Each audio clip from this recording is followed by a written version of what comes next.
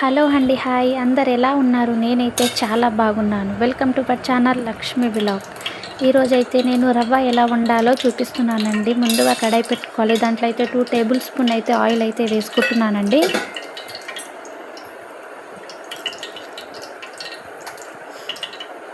Two table spoon అయితే oil అయితే వేసుకోవాలి. దాంట్లో అయితే కొద్దిగా అయితే పచ్చిమిర్చిని అయితే వేసుకుందాం.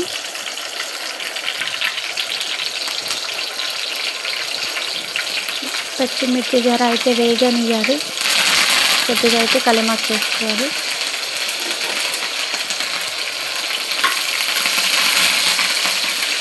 అటు ఇటు కలుపుకోవాలండి.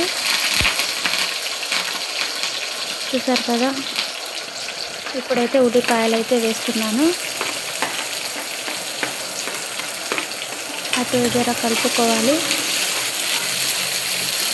చూసారు కదండి, ఇలా కలుపుకోవాలి. కొద్దిగా అయితే సాల్ట్ కూడా వేసుకోవాలి.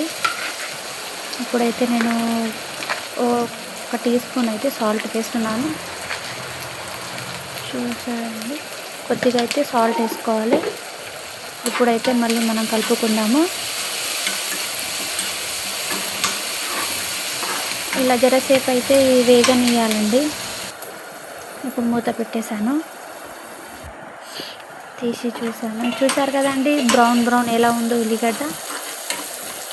ఇలా అటు ఇటు కలుపుకోవాలి. ఇప్పుడైతే నేను దాంట్లోకైతే కొద్దిగా వాటర్ అయితే తీసుకుంటున్నాను. వాటర్ పోసుకోవాలి. ఇలా వాటర్ అయితే పోసుకోవాలండి.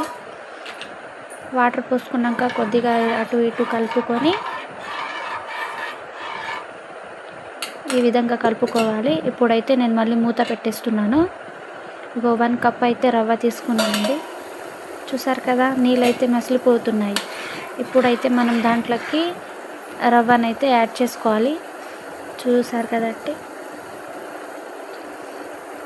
ఇలా రవ్వ వేసుకుంటూ ఇట్లా కలుపుకోవాలి. కలపకపోతే ఇలా ఉండల్లాగా అయితే అయిపోతాయి అన్నమాట. ఇట్లా రవ్వ వేసుకుంటూ మనం కలుపుకోవాలి. అటు ఇటు కలపాలండి, వదిలేయొద్దు. ఎందుకంటే మళ్ళీ ఉండల్లాగా తయారైపోతాయి. మళ్ళీ నేను జరసేపు అయితే మూత పెట్టేస్తున్నాను. చూసారు కదండి, రవ్వ అయితే రెడీ అయిపోయింది. వేడి రవ్వ.